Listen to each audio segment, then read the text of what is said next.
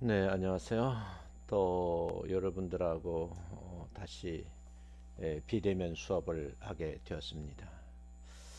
아마 대면 수업이 시작되면은 여러분들하고 이제 만나서 과제물 작성법 하는 방법이라든지 중간고사 보는 방법 이런 것을 제가 의논을 하려고 그래요.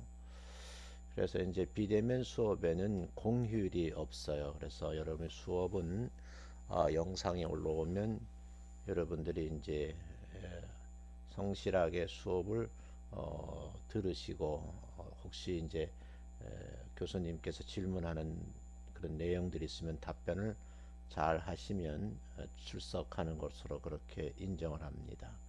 그래서 여러분들이 이제 이렇게 동영상을 열어보시면 접속한 기록이 나와 있고요. 또 거기에 대해서 피드백을 하게 되면 다시 한번 여러분이 재확인하는 거로 그렇게 되어 있거든요. 그래서 유튜브에 그 댓글란이든지 아니면 카페나 아니면 또 그 단톡방에 강의를 잘 들으셨다고 하는 그런 표현을 이렇게 남겨주셨으면 고맙겠다 하는 말씀을 드립니다. 물론 이제 여러분들에게 그 피드백하는 이제 모든 자료들은 제가 데이터를 수집해서 이제 보관을 하고 있어요. 저장돼 있거든요. 그래서 성적 사정할 때 그 자료를 참고해서 여러분들에게 어떤 분에게는 A학점, 어떤 분에게는 B학점, 어떤 분에게는 C학점 이렇게 학점을 부여할 예정입니다. 그래서 관건은 이제 여러분 중간고사, 기말고사 과제물이지만 그들에게 출석 체업도 이게 20점이거든요. 그러니까 여러분 관심을 가지시고 꼭 수강을 해달라 하는 부탁을 좀 드릴게요. 자, 오늘은 이제 청소년 육성 제도론 중에서 청소년 복지 지원법에 대해서 좀 하려고 그래요. 그래서 순서에 따라서 여러분 이제 제가 강의를 진행하도록 할게요. 이게 이제 법률이다 보니까 좀 딱딱하기도 하고 여러분들도 좀 그럴 거예요. 그런데 이것이 실제 현장에서는 관련 법에 의해서 공무원은 업무를 집행하는 거니까 꼭 한번 여러분이 봐두셔야 된다 하는 거예요. 자, 이번 시간에는 청소년 복지지원법이라는 게 도대체 뭐냐. 그래서 청소년 수련과 보호 유지의 청소년 육성 법률 체계의 복지 부분이 보완시켜 놓은 거죠. 그래서 균형 있는 청소년 육성을 위한 기반을 마련하는데 아마 이 법이 역할을 하게 됐다 이렇게 봅니다. 사회 경제적인 특별한 지원이 필요한 청소년들에게 교육적인 선도가 필요한 또 비행 청소년들에게 기초생활 보장이라든지 학업 관련된 거, 의료 지원, 또 직업 능력 강화, 어려움 당하실 때 상담 또는 수련받는 내용, 체육 활동 등 다양한 활동 등을 통해서 청소년들이 자립 및 자활을 할 수 있는 복지 서비스의 제공을 제도화하고 모든 청소년에 대한 인권 보장, 건강과 안전 보장, 경제적 자립 등에 대한 사항을 명확하게 법률로 이제 규정함으로써 청소년들의 삶의 질 향상과 최적의 성장 발달을 도모하는데 이 법을 만드는데 의의가 있겠다 이렇게 보시면 되겠어요. 그래서 여러분들이 이제 요 내용을 이제 자세히 한번 살펴보시고요. 혹시 제가 PPT 자료를 늦게 올리는 경우도 있어요. 보통 한 주 늦게 일부러 올리는데 그래 좀 더 늦어지면 카톡으로 또 단톡방에 PDF 파일을 올려달라 이렇게 부탁을 하면 제가 연구실에 있을 때는 반드시 자료를 업로드할 예정입니다. 그 다음에 이제 청소년 복지 지원법이 갖는 의의라든지 역사에 대해서 조금 공부해요. 일단 청소년 복지 지원법은 2004년 2월 9일 날 제정이 되었고요. 또 일부를 개정했는데 2012년 2월 1일 날 개정을 하기 이르렀어요. 그래서 청소년 복지에 대한 다양한 수에 대응을 하고 청소년을 효율적이고 체계적으로 지원하기 위해서 지방자치단체의 장을 중심으로 해서 지역사회가 협력하여 업무를 수행하는 지역사회 청소년 통합지원 체계를 구축하고 운영하도록 이렇게 법률로 정했고요. 또 청소년 가운데 위기를 맞이하는 이제 그런 청소년들에게는 유형별로 다양한 지원 방안을 마련하는 등 위기 청소년에 대한 보호 및 지원을 강화를 했고요. 또 청소년 복지 지원 기관 및 청소년 복지 시설 설치 운영에 관한 내용을 구체적으로 다시 정비를 해서 이주 배경 청소년 지원센터, 이주 배경 청소년 지원센터, 이렇게 또 하나 센터가 생기는 거죠. 그래서 이주 배경 청소년 지원센터를 설치 운영할 수 있는 근거를 이 법률에 담았다는 거예요. 그리고 현행 제도를 운영해 보니까 미비한 점이 있잖아요. 그런 것을 이제 법률 개정할 때 보완을 했다, 그런 얘기입니다. 2년이 지난 2014년에 다시 이제 일부 내용이 이제 강화되었는데, 청소년 복지 지원을 위해서 관련 사업을 시행하기 위해서 설립한 한국 청소년 상담 복지 개발원이 있거든요. 이 개발원에서 청소년 상담 또는 복지와 관련된 정책을 연구, 청소년 상담 복지 사업의 개발 및 운영 지원, 그리고 청소년 상담 기법 개발과 상담 자료 제작 보급 등 이런 사업을 원활하게 할 필요가 있다, 이렇게 생각이 돼서 한국 청소년 상담 복지 개발원의 출연 근거를 마련하고 청소년 복지에 대해서 좀 지원을 강화하기에 이르렀다. 여기 핵심은 이제 한국 청소년 상담 복지 개발이라는 것을 여러 관심을 가져 주셔야 돼요. 자, 그래서 이제 여러분들이 이제 PPT 넘어온 자료를 보면 이제 2004년 2월 9일 날, 또 2012년 2월 1일, 2013월 24일 얘기를 지금 제가 설명을 했는데 PPT 화면으로 다시 보게 됐습니다. 그 다음에 이제 2013년 3월 24일 날 청소년 복지 지원을 위한 사업을 시행하기 위해서 설립된 이 한국 청소년 상담 복지 개발원 있잖아요. 이 개발원으로 하여금 상담 복지와 관련 정책을 연구하고, 또 청소년 상담 복지 사업을 개발 운영 지원하는 뿐만 아니라 상담 기법을 개발 및 상담 자료 제작 보급 등 사업 운영을 원활하게 할 필요가 있다 해서 청소년 상담 복지 개발의 출연 근거를 마련하기 위해서 청소년 복지에 대한 지원을 강화했다, 이런 것이고요. 2016년 5월 29일 날은 청소년 자립 지원관을 청소년 쉼터뿐만 아니라 청소년 또 복지원 시설에서 퇴소한 이후에도 복귀할 곳이 없을 때에 이 청소년들이 어려움이 있거든요. 그래서 소년법 제32조 1항 1호 처분을 받은 청소년에게 상담 또는 주거, 학업, 자립 등을 지원하기 위한 청소년 회복 지원 시설이라는 것을 청소년 복지시설로 규정을 한 거죠. 그래서 이런 것도 여러분들이 이제 많이 볼 수가 있는데, 여러분 눈 뜨고 공부라고 자세히 보지 않으면 이제 잘 안 보이죠. 그래서 가끔 가다 보면 특수 학교 형태로 이렇게 운영이 되고 있다 하는 것도 알아두시면 좋겠어요. 그 다음 이제 2016년 12월 20일 날 국가와 지방자치단체가 청소년의 건강 증진 및 체력 향상을 위해서 질병 예방, 건강 교육에 필요한 시책을 수립할 때에 청소년의 성별 특성을 고려해서 좀 이 내용을 좀 서비스를 해야 되겠다. 그래서 특별히 가철 청소년이 가정폭력 등을 사유로 해서 입소한 경우는 청소년 쉼터에 충분한 보호와 지원을 받을 수 있어야 함에도 불구하고, 현행법에서는 이용 기간이 만료되거나 보호자 요청이 있는 경우에 본인의 의사에 반하는 경우가 있어서 강제로 퇴소당하는 일이 있거든요.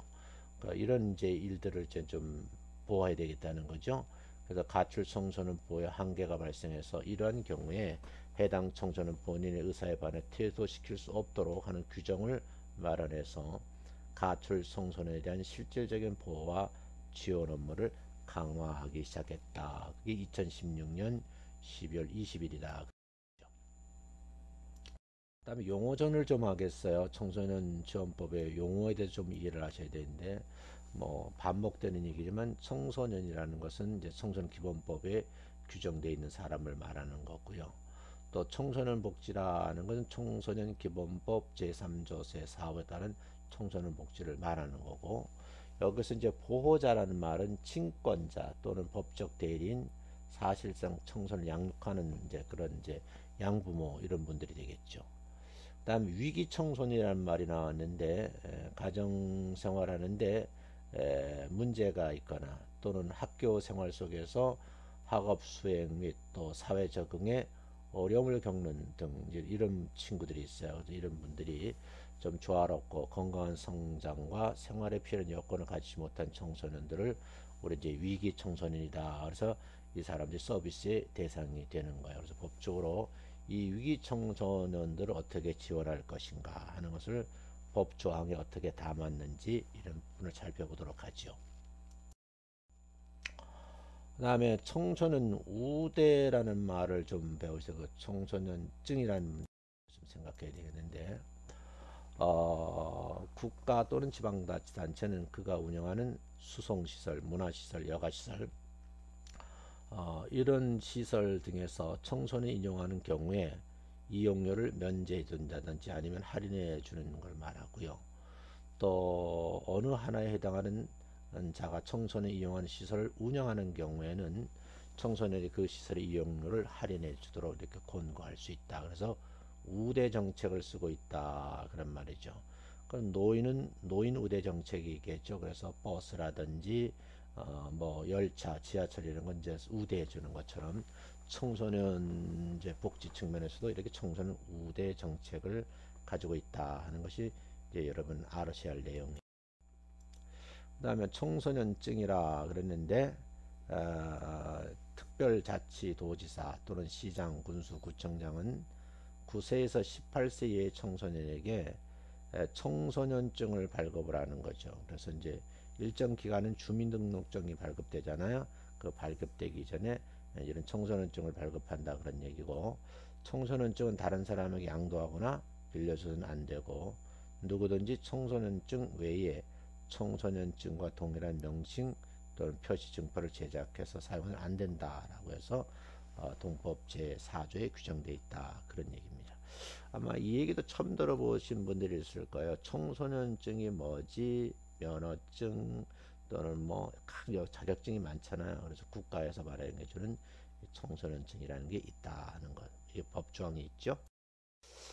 그 다음에 청소년 건강보장 부분 넘어가서 얘기를 좀 하겠는데, 일단 청소년의 건강한 심신의 보존을 위해서 국가나 지방자치단체는 남녀 이 성별의 특성을 고려해서 청소년의 건강 증진 및 체력 향상을 위해서 질병 또는 예방, 건강 교육 등 필요한 시책을 수립해야 된다 이렇게 규정을 하고 있고요. 이 청소년을 보호하는 보호자는 양육하는 청소년의 건강 증진 및 체력 향상에 노력해야 된다는 거죠. 우리 부모님들이 이렇게 법에 청소년들 이렇게 해야 될 일이 있다는 걸 잘 모르는 경우가 많아요.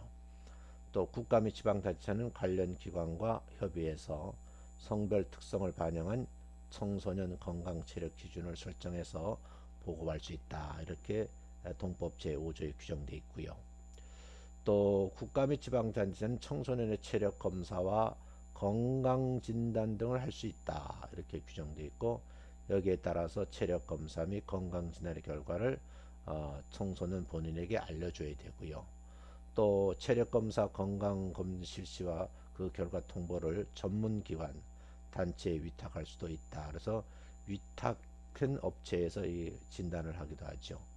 또 건강진단 등 학교 밖 청소년 지원 관한 법률 제2조에 따라서 학교 밖에 있는 청소년 중 9세 18세의 청소년을 우선 대상으로 한다 해서 시행령 제7조 1항에 이제 규정이 돼 있다 그런 거죠. 특별법이 맞들어지면 그 특별법 밑에 주무 대통령령, 주무부서령, 그다음에 시행규칙, 또 지방자치라면 조례 이렇게 만들어지거든요. 여기 좀 시행령이라는 말이 나왔는데 혹시 이제 잘 모르실까봐 부연 설명을 했어요. 그다음 이제 지역사회 청소년들을 어떻게 통합을 한 후에 지원할 것인가. 그래서 지원체계 구축하는 방법, 운영하는 방법, 그리고 주민 자원 활동을 지원하고 상담해 주는 뭐 이런 부분에 대해서 법률에서 어떻게 담고 있나 죠. 일단 지방자치단체장은요, 관할 구역의 위기 청소년을 조기에 발견하고 보호할 의무가 있고, 청소년 복지 및 청소년 기본법 제3조 5호에 따른 청소년 보호를 효율적으로 수행하기 위해서 지방자치단체, 공공기관, 청소년 기본법 제3조 8호에 따른 청소년 단체 등과 협력을 하면서 업무를 수행을 해야 된다는 거죠. 그러면서 지역사회 청소년 통합 지원 체계 구축을 해야 되고 함께 운영해야 된다. 동법 제 9조 1항에 이렇게 규정이 되어 있습니다. 그 다음에 주민의 자원활동 지원 및 상담 부분인데, 또 국가나 지방자치는 지역 주민들이 자발적으로 단체를 구성을 함으로써 위기 청소년 발견, 보호, 지원을 위한 활동을 하는 경우에는 그 단체 활동을 지원할 수 있다 그랬어요. 그래서 민간에서 이런 이제 단체를 운영할 때 지원을 해준다는 얘기죠. 그다음에 모든 청소년이 필요한 사항에 관해서 전문가가 상담을 받을 수 있도록 해야 되고, 이에 따른 상담을 위하여 전화를 설치 운영해야 된다 하는 이제 그런 내용이 법 제12조에 규정되어 있다.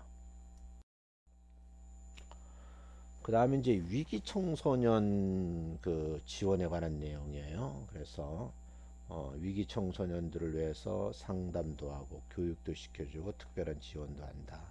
그 절차에 관해서 남은 시간 동안에 좀 진행하려고 그래요.